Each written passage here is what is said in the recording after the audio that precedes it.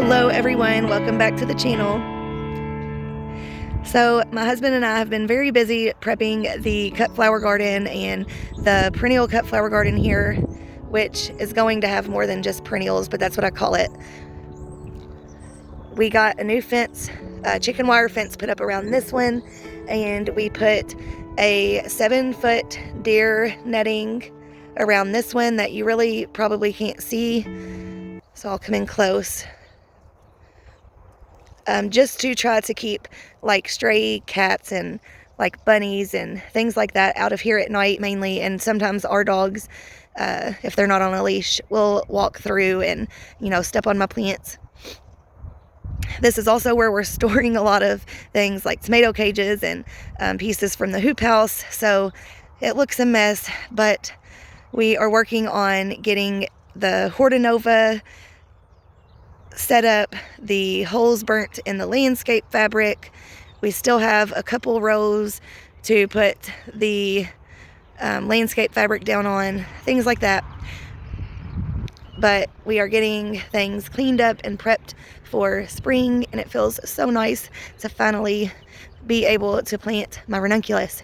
So that is one of the reasons why we had to get this fence up, and I just put a fresh layer of compost down because I need to get these ranunculus in the ground. I still have a couple trays that I haven't thrown away yet from the first set that I had, you know, pre-sprouted, and I had to throw away most of them because we didn't get the hoop house finished in time.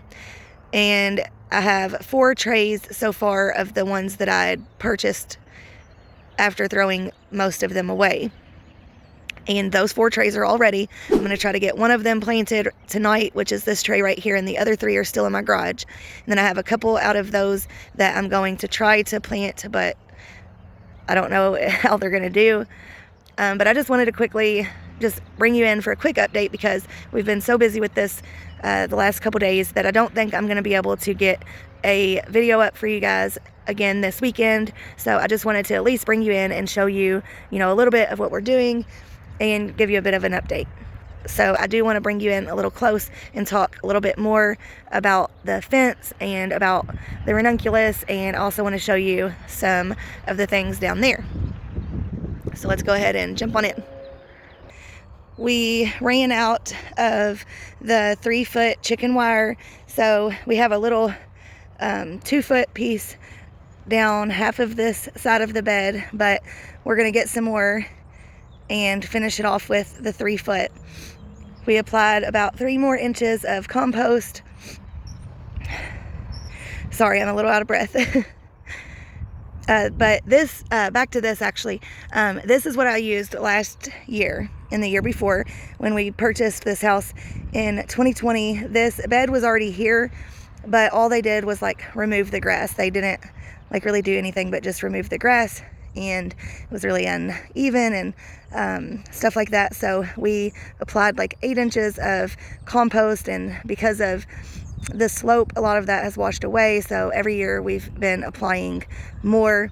But my son was only 1 year old at that time, so this was sufficient. But last year he kept just pushing it down and climbing over it, and then going around and stepping on a lot of my plants. So we added the 3-foot. It is beautiful. I'm so happy because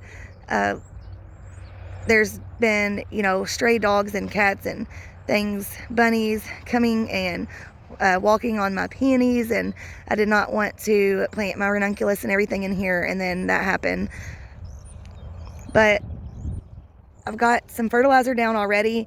I went through and worked that in, but I've got some biotone that I'm going to put about 1 teaspoon in each hole. I'm getting ready to plant some of my ranunculus. I will come in close to talk about these here in a second. But I want to quickly come down here and show you. I just saw some buds on one of the peonies.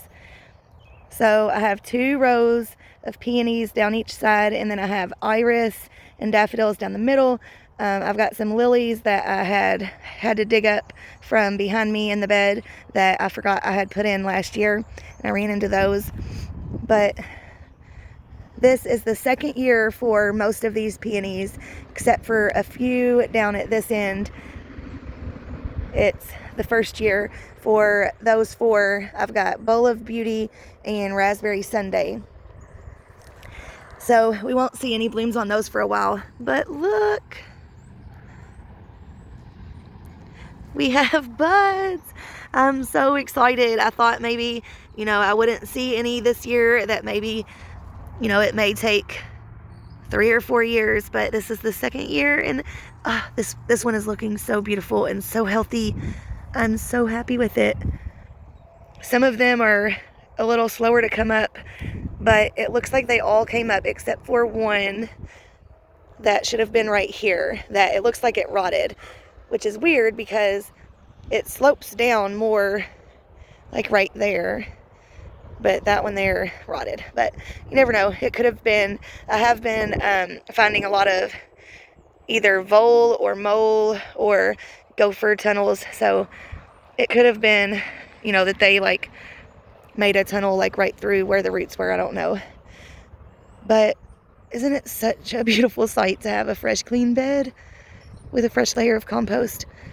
It's so weird, but that just gives me the best feeling every spring. But I wanted to come in close and just quickly talk about some of my ranunculus. If you've been following along, you know that I purchased about 400 ranunculus and anemones, and I've thrown them all away except for these and then 2 trays that look like this. And as you can see, I cut back the foliage on some of them, and some of them have begun to grow back, but a lot of them, they've just been in these trays for far too long. I potted a lot of them up. This was the last one that I pre-sprouted, so I didn't pot those up because I was hoping to get them planted out before they got too big. But you can see that, it looks like some of them are like just dying, maybe because they're rotting. I'm not sure, but I am going to go ahead and try to transplant these.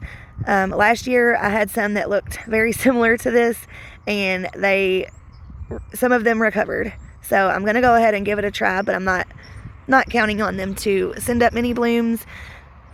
But if I just trash them, I'm definitely not gonna get any blooms. Now the others were all starting to look more like this, so I went ahead and trashed them. If I didn't say, yes, I repurchased, I think, about 320 of the 400 that I had planned to have. This is what these are looking like. So super exciting to be actually getting these in the ground when they need to be, instead of, see, look at the roots on that. Looking at that, you might think, oh, I still have plenty of time, but no, look at that. The roots are very vigorous. Very quickly they will get root bound. So it definitely feels great to be getting these babies in the ground now, because the last 2 years I've done this. And then if we come in close, you can see like this one was getting ready to send up a bloom, but they're just not happy. And some of these I'm not going to even try to plant. I think I might try to plant this one, this one, this one, this one, and this one. But the others I'm not even going to fool with, because I don't have the room to plant, things like that probably aren't going to do very well. I'm already fighting for space, so although it sucks to spend the money on those and then, to basically just trash them, I'll know next year, do not pre-sprout them too early. Wait until I have the hoop help.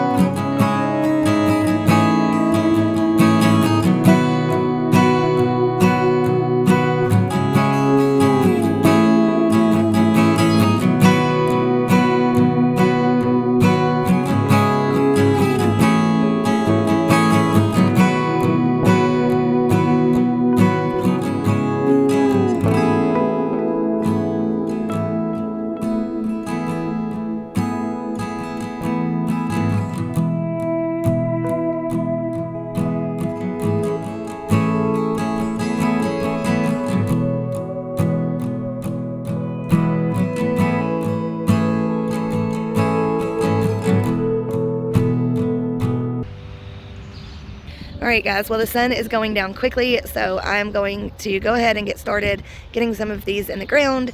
But again, I just wanted to bring you along for a quick update, and hopefully I will be getting more consistent videos out to you guys the last couple weeks. I know that I haven't gotten a video out, and I try to at least post weekly, if not twice a week, so sorry for that. But hopefully I will be able to get back on track once I get all of these seedlings in the ground. I've got tons of hardy annuals that should have been in the ground about 2 weeks ago. But alright guys, thanks for watching, and I will talk to you in the next one.